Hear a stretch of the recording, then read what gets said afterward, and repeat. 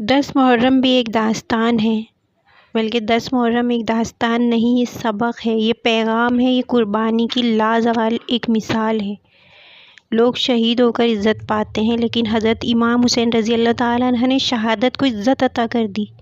اور لوگ شہید ہو کر عزت کا تاج سر پر سجاتے ہیں، لیکن حضرت امام حسین نے شہید ہو کر شہادت کے سر پر عزت کا تاج سجا دیا۔ لوگ قربان ہو کر بڑے بنتے ہیں، لیکن حضرت امام حسین رضی اللہ تعالیٰ عنہ نے قربان ہو کر قربانی کو بڑا بنا دیا۔ لوگ اللہ کے نام پر لٹ کر مٹ کر کامیابی کے زینے طے کرتے ہیں، لیکن آپ نے لٹ کر مٹ کر اپنے آپ کو فنا کر کے کامیابی کو عزت کا مفہوم پہنا دیا، عزت کا لباس پہنا دیا۔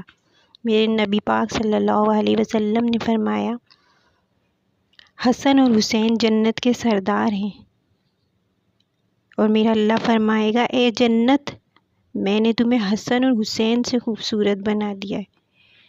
شہادت کو حسین نے خوبصورت بنایا، قربانی کو آل رسول نے خوبصورت بنایا، کامیابی کو آل رسول نے مفہوم پہنا دیا، اللہ کے نام پر مر مٹنے کے معنی سمجھائے۔ اللہ کو پا لینے کے لیے انسان کہاں تک جا سکتا ہے، کر کے دکھا دیا۔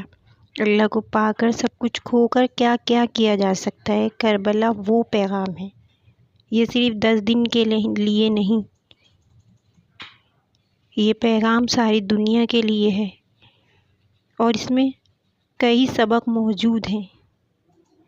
حضرت ام سلمہ رضی اللہ تعالیٰ عنہ سے حضور پاک صلی اللہ علیہ وسلم نے فرمایا، اے ام سلمہ، آج ایک فرشتہ آ رہا ہے اور بہت خاص ہے، اور کسی کو اندر آنے نہیں دینا۔ حضرت ام سلمہ رضی اللہ تعالیٰ عنہ دروازے پر کھڑی ہو گئیں، اور اتنے میں حضرت حسین تشریف لے آئے۔ چھوٹے معصوم بچے اندر جانے کی ضد کرنے لگے، آپ نے جانے سے روکا تو آپ رونے لگے، تو آپ نے اندر جانے دیا۔ تھوڑی دیر بعد کیا دیکھتی ہیں کہ حضور صلی اللہ علیہ وسلم کے سسک سسک کر اور بلک بلک کر رونے کی آواز آئی۔ آپ نے دیکھا کہ حضرت امام حسین کو حضور پاک صلی اللہ علیہ وسلم سینے سے لپٹائے ہوئے اور آنسوؤں سے رو رہے تھے، رخسار اور داڑھی آنسوؤں سے تر تھی، بلک بلک کر اور سسک سسک کر آپ رو رہے تھے۔ تو حضرت ام سلمہ رضی اللہ تعالیٰ عنہ نے کہا، یا رسول اللہ، میرے ماں باپ آپ پر قربان، آپ اس طرح کیوں رو رہے ہیں، کیا ہوا ہے؟ تو آپ نے روتی ہوئی آواز میں کہا، ام سلمہ، ایک فرشتہ آیا تھا مجھ سے ملنے، اور وہ کہہ رہا تھا کہ آپ کی امت اس بچے کو قتل کر دے گی، اور جہاں قتل کرے گی وہ مٹی دکھائی۔ تو آپ ان کی شہادت کا سن کر بہت روئے، اور یہ اللہ تعالیٰ کا نظام ہے کہ قیامت تک لوگ روتے رہیں گے آپ کی شہادت پر۔ کربلا کے واقعے کو اللہ تعالیٰ نے یوں کر دیا جیسے آج ہی ہوا ہو۔ آج ہی حضرت امام حسین رضی اللہ تعالیٰ عنہ شہید ہوئے ہیں،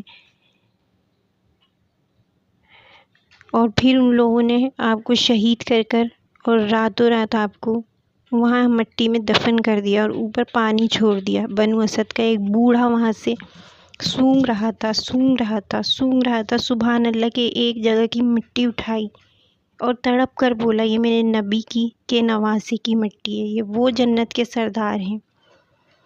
اور قبر بھی جنت کی خوشبو پھیلا رہی ہے، حالانکہ بن دیکھی باتیں انہوں نے راتوں رات آپ کو وہاں دفن کیا، اور تاکہ آپ کا جنازہ بھی نہ ہو۔ اور لعنت ان ظالموں پر، لعنت ان کی روحوں پر، کہ ان کے سامنے نبی کے نواسے کھڑے ہوئے تھے، نواسیاں کھڑی ہوئی تھیں، نبی کی اولاد کھڑی ہوئی تھی، اور ان کے دل ایسے ہو گئے پتھر،